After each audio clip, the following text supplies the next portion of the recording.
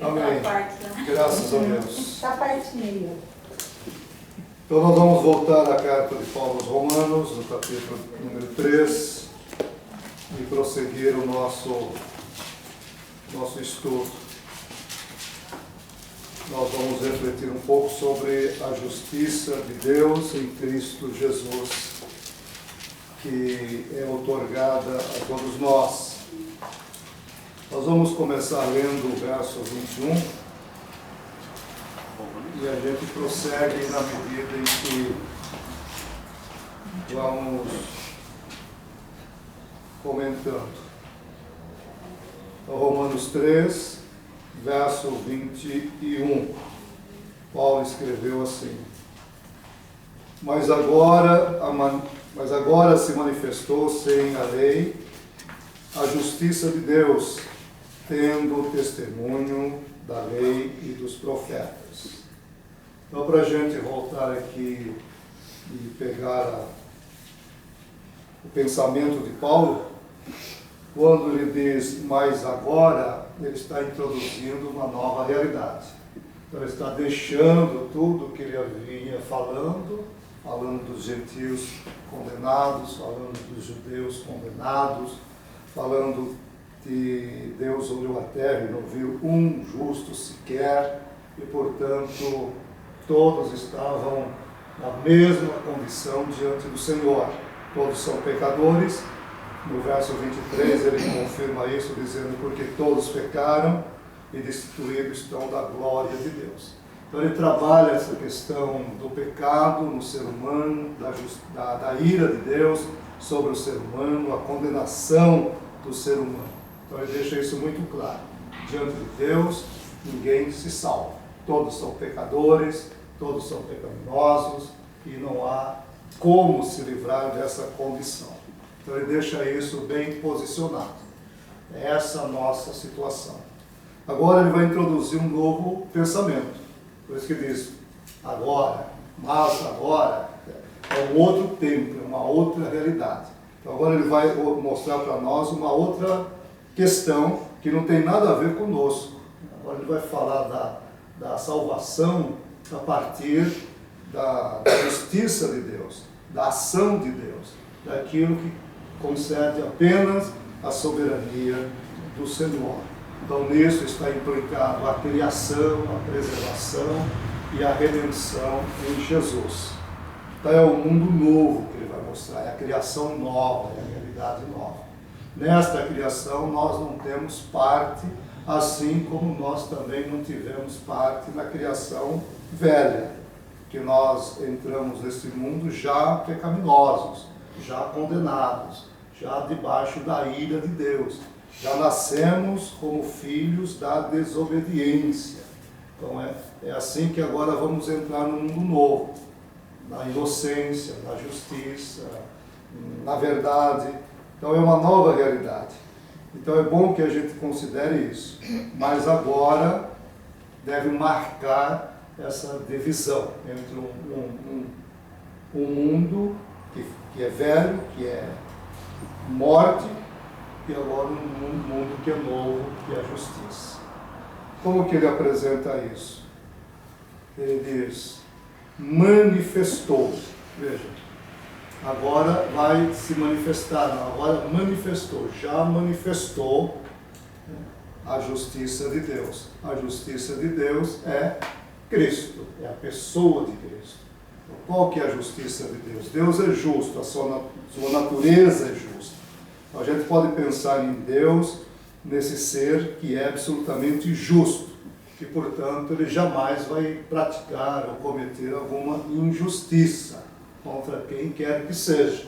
Então, Deus vai fazer tudo de acordo com aquilo que é próprio da sua natureza. Então, essa justiça de Deus vai ser conferida a essa humanidade pecaminosa mediante a pessoa de Jesus. Então Jesus é o centro de tudo isso. Então o apóstolo Paulo vai mostrar para nós que a única base de todas as coisas é a pessoa de Jesus, né? O Verbo encarnado, morto, ressuscitado e assunto ao céu. Então, se nós entendermos que Jesus é a solução de Deus para todas as situações humanas, nós vamos perceber que realmente em Cristo tudo se resolve. Então, não há nada que não se resolva em Jesus. Voltando àqueles 3 pensamentos teológicos da salvação incondicional limitada, condicional ilimitada, incondicional ilimitada, a única visão que bate com isso é a salvação incondicional ilimitada. Porque se eu disser que a salvação é limitada, eu vou dizer que Jesus não morreu por todos. Eu tenho que aceitar que ele não morreu por toda a humanidade, ele morreu apenas para salvar um grupo, ou os eleitos. E aí eu não consigo aplicar a justiça de Deus no geral, porque essa multidão que nasce sem decisão própria, nasce porque nasce. Nenhum de nós nasceu por vontade própria. A gente vem à existência por vontade de Deus. Deus quis que existíssemos. Então não passa pela nossa vontade. E como a gente já nasce pecaminoso, já nasce completamente corrompido, sem nenhuma possibilidade de mudança dessa condição, então se eu já venho ao mundo condenado e permaneço condenado eternamente, eu poderia pensar, e a justiça de Deus, onde fica? Então, para eu achar ou aceitar que Jesus morreu apenas por um grupo pequeno, para os eleitos, eu não vou conseguir ajustar essa realidade de um Deus que é justo e que faz justiça para as suas criaturas. Do outro lado, se eu crer que a salvação ela é condicional, ilimitada, se eu creio que Deus quer salvar todo mundo, mas ele depende da pessoa aceitar ou não, sendo que a pessoa nasce limitada em todas as suas faculdades, nenhum ser humano tem condição de, por si mesmo, tomar uma decisão eterna, porque ele não tem compreensão das coisas à sua volta. O que o ser humano sabe? O que a gente sabe? A gente não sabe nada dessas realidades infinitas. Então, Deus não poderia, assim, vamos pensar humanamente, Deus não poderia colocar sobre o ser humano essa responsabilidade, porque ele não é capaz de bancar isso, de arcar com isso. Então, por isso que a salvação, se ela for entendida como condicional, também vai cair no mesmo erro, porque aí vai exigir de uma pessoa aquilo que ela não pode fazer. E aí tem um agravante ainda, porque se a pessoa decide não crer em Jesus e por isso é condenada, sendo que Jesus morreu por todos, logo Deus terá que condenar o mesmo pecado sobre 2 pessoas. Então Deus terá que condenar o pecador, aquele que pecou, e também Jesus que morreu por aquele que pecou. E aí a gente questionaria novamente a justiça. Como pode 2 pagar por erro de 1? Então, é difícil ajustar isso. Agora, se eu acredito na terceira, a salvação ilimitada, incondicional, então se ajusta perfeitamente a isso. Porque aí eu percebo que Jesus Cristo, de fato, é a solução definitiva de Deus para toda a humanidade. E isso a gente vai ter muitos respaldos bíblicos. Por exemplo, Paulo vai falar que Jesus é a nossa justiça. Ele vai deixar claro isso. Deus o fez justiça por nós. Ele se fez pecado para nos fazer justiça diante de Deus. Então, é em Cristo que Deus resolve todos os problemas de pecado, de desobediência, de inferno, de morte. Tudo que é contrário à perfeição, em Cristo se ajusta, em Cristo se resolve. Então, quando eu creio em Jesus, eu estou dizendo que eu creio que Deus tem a solução perfeita para tudo que está errado, assim compreendido por nós, né, neste mundo. Então, em Jesus, nada vai se perder, nada vai ser descartado, nada vai ser jogado fora. Em Jesus, tudo é redimido, e restaurado. No caso da igreja, ela será mais que restaurada. A igreja é salva, depois glorificada, espiritualizada para um trabalho próprio, estar junto com o Senhor, exercendo o sacerdócio real. E tudo mais será restaurado. Pedro diz que Jesus agora está no céu, à direita do Pai, até que volte para restaurar todas as coisas. Ele coloca assim, né? Restaurar todas as coisas. Se ele diz toda, a gente entende todas, né? Não dá para dizer que não. Então, é assim que a gente deve entender a salvação. Ilimitada e incondicional. É a salvação em Cristo para o ser humano, independentemente da vontade do ser humano agora, porque agora ele não tem condição nenhuma de decidir nessa questão. Um dia, como Jesus nos ensinou, quando o conhecimento da verdade for pleno em todos, todos entenderão. No Apocalipse, por exemplo, 5:13, João diz que no final, todos, saindo do céu, saindo da terra, saindo dos mares, saindo de todos os lugares, se encaminharão para Jesus Cristo e se prostrarão diante dele e o adorarão. Quer dizer, essa multidão que vem de todos os lugares, de ricos, pobres, grandes e pequenos, de todas as línguas, todos os povos, quer dizer, ele viu toda a humanidade se direcionando para Jesus e quando se aproxima dele, se prostra e o adora como Deus, como Senhor, como Salvador. Então, essa é a restauração. É o dia quando todos compreenderão a verdade e por isso olharão para Jesus com essa compreensão. Então Paulo vai colocar justamente isso.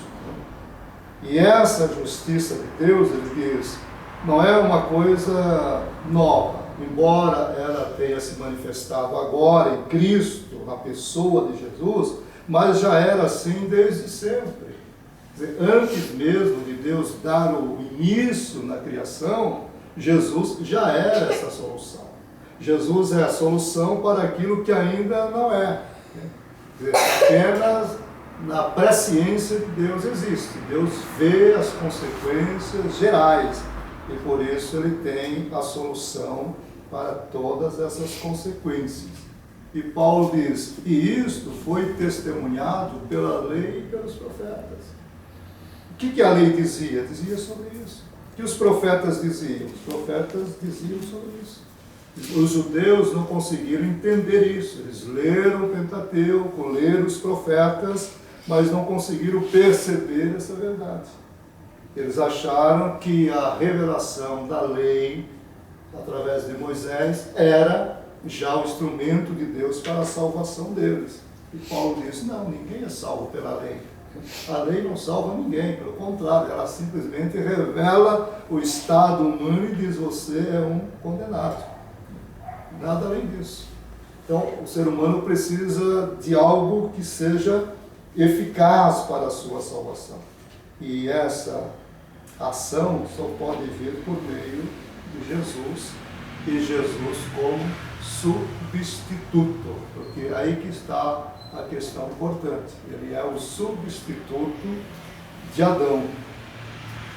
Então, novamente no verso 23, quando ele diz que todos pecaram, esse pecado está relacionado ao pecado de Adão.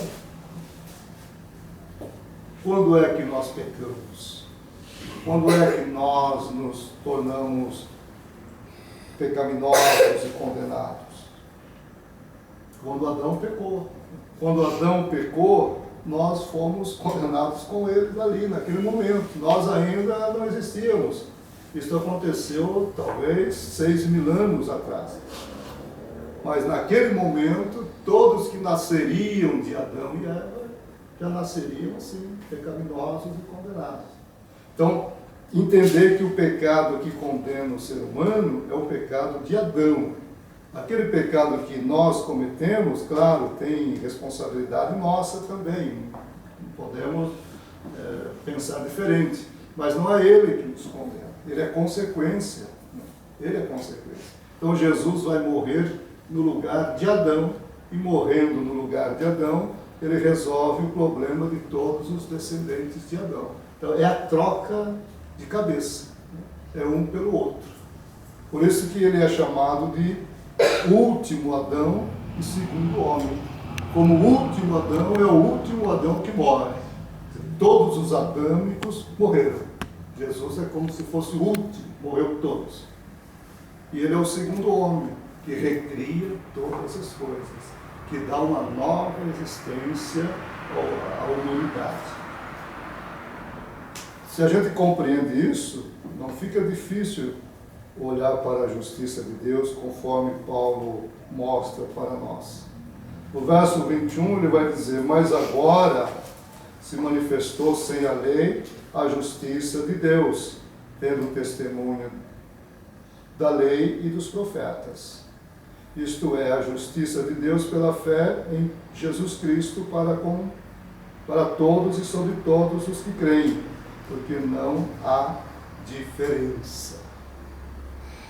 Aqui é importante a gente pensar que o crer é o tempo da construção ou da edificação da igreja. Então a igreja ela é formada por aqueles que creem. Então, desde o Pentecostes até o final, quando Jesus voltar, qualquer pessoa, em qualquer lugar, que crer em Jesus e o receber como seu Salvador, se acreditar que Ele é a salvação, que Ele é a justiça de Deus, essa pessoa é salva e ela passa a pertencer a esse grupo chamado igreja. Ela passa a ser membro da igreja, ela é corpo mesmo de Cristo. Então, agora a salvação é assim, oferecida a todos pela fé. Mas quando terminar o tempo da igreja e chegar o dia da revelação, aí já não é mais pela fé, aí é pelo conhecimento, porque todos vão conhecer. E quando todos conhecerem, todos serão restaurados. O apóstolo Pedro nos fala sobre isso, de alguma forma. Ele diz que quando Jesus esteve morto, ele desceu ao Sheol, ou ao Hades, ou ao inferno, dependendo da tradução, e lá no inferno ele comunicou o Evangelho a todos os espíritos que estavam ali. E ele conclui, para que eles fossem justificados no espírito e condenados apenas no corpo.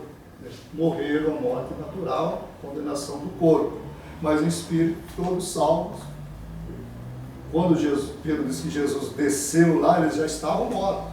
É bom que a gente entenda isso, porque às vezes a gente pensa que o Evangelho é pregado apenas para os vivos, né? Mas também aqueles que estão mortos apenas no corpo, mas no espírito estão vivos. E como Jesus comunicou o Evangelho para aqueles espíritos, para que eles fossem justificados também, aí a gente percebe que ninguém está fora mesmo, nem quem está vivo, nem quem está morto. Jesus é esta solução que abrange a todos. Isto é maravilha. Mas agora a construção da igreja é pela fé. Então, quando a gente prega o Evangelho hoje, o que a gente diz? Deus está edificando ou construindo a sua igreja, e se você crer em Jesus e o receber como seu Salvador, você se tornará igreja. Você será membro do corpo de Cristo, você exercerá o sacerdócio real na eternidade, e você fará parte desse grupo que vai ser glorificado para estar com Cristo no seu trono, na sua glória. Mas é essa posição que difere. A salvação é comum, né? O Judas disse que a salvação é comum. A salvação é para todos. Então, no verso de número 23, ele mostra a questão do pecado, que é para todos, e no 24 ele vai dizer: sendo justificados gratuitamente pela sua graça, pela redenção que há em Cristo Jesus. Sendo justificados gratuitamente. Uma justiça que nós recebemos de graça. Não pagamos, não realizamos obras, não fazemos nada. É algo que Deus está dando para nós. E qual é a referência que o apóstolo Paulo tem aqui? É a referência do pecado. O que eu fiz para ser pecaminoso? O que o ser humano fez para ser pecaminoso? Nascer pecaminoso? Nada. Ele nasceu pecaminoso. Ele não praticou nada para ser condenado. Então o apóstolo está dizendo, da mesma maneira, nós em Cristo nos tornamos justos sem praticar nada, sem pagar nada, sem fazer nada. É algo que Deus está nos concedendo graciosamente. É a justiça de Deus. Deus não pode ser contradizente. Sendo justificado gratuitamente pela sua graça, pela redenção que há em Cristo Jesus. Pelo resgate pago por Jesus. Jesus pagou um preço de redenção, de libertação, por todos. Então, se ele pagou o preço, a dívida está quitada. Se a dívida está quitada, faz sentido outro pagar pela mesma dívida? Não faz, né? Se Jesus pagou a dívida da humanidade, nenhum ser humano precisa mais pagar essa dívida. Isso é muito tranquilo, eu penso. Nem todos conseguem entender isso, né? Nós fomos para um congresso na Porto Alegre, e como fomos de ônibus, de São Paulo até Porto Alegre, um viajão, né? Então aí eu comecei a puxar esses assuntos dentro do ônibus, né? Só tinha pastores, então vamos polemizar, né? E a gente vê como que as pessoas reagem, né? E aqueles que de fato dizem, olha, eu não tenho ouvido assim, eu nunca ouvi alguém falar assim, então se aproxime, quer saber, e se interessa, e faz sentido, né? Mas tem outro que dá aquele corte radical, não quer nem ouvir, né? Porque não quer ouvir, porque não quer conversar, porque não quer pensar. Se não fizer sentido, continua, né? Agora, se fizer sentido, é muito melhor assim, porque você vai ver que Deus, de fato, é Deus, né? Ele não é Deus porque condena, porque oprime, porque... Não, ele é Deus porque ama, cria, salva, liberta. Ele é Deus porque ele abraça, ele traz para junto dele sempre. Eu sei que eu tive grandes problemas com muitos lá no ônibus, a gente tinha como fugir tal no ônibus. Mas foi legal, né? A viagem pelo menos rendeu, né? O bate-papo e as discussões, quando a gente viu, já estava chegando lá. Mas é assim, nem todos conseguem abrir o coração para Cristo dessa forma, vê-lo como salvação geral, solução plena de Deus. E quando Jesus disse em Mateus 5,48, sede, pois, perfeitos, como o vosso Pai que está no céu é perfeito, como que ele poderia exigir daqueles pecadores, de todos nós, a perfeição de Deus? Como que a gente pode chegar lá? É impossível. Então, quando ele diz ser depois perfeito, ele está falando que essa perfeição nele é possível. Então, por meio dele, nós nos tornamos perfeitos, como Deus é perfeito. Então, a perfeição dele é conferida a nós. E quando o pecado for tirado da nossa natureza, então essa perfeição se mostrará nos nossos pensamentos, nos nossos sentimentos, nas nossas ações. Todos os nossos atos serão atos de perfeição, atos de amor, atos de bondade. Aquilo que o nosso irmão, querido irmão Michel, está lutando para fazer com que as pessoas entendam o amor e pratiquem o amor, né? Então a gente conversa sobre isso, e esse amor ágape, essa realidade plena, claro que aqui ainda a gente não vai conseguir 100%. Nós amamos e praticamos o amor até onde a gente consegue. Mas quando tudo terminar, esse amor de Deus vai fluir naturalmente. O ágape vai ser a realidade de cada um em relação a todos. Então não haverá mais maldade, não haverá mais nada que prejudique as relações, porque todos estarão plenos desse amor ágape, desse amor divino, que será a glória de Deus no universo. Então é de graça hoje, pela fé hoje, mas um dia será pelo conhecimento e todos saberão desta verdade. Então o apóstolo Paulo diz, isto é a redenção que há em Jesus Cristo. A gente não pode se esquecer disso. A obra de Jesus, ela é eficaz, assim, no geral. Ela não é eficaz mais ou menos. Ela é eficaz mesmo. Ela resolve mesmo. 25.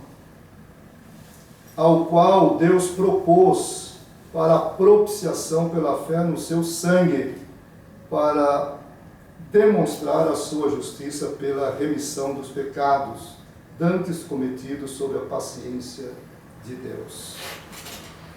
Aqui nós temos uma palavra que João também usa, que é a palavra propiciação.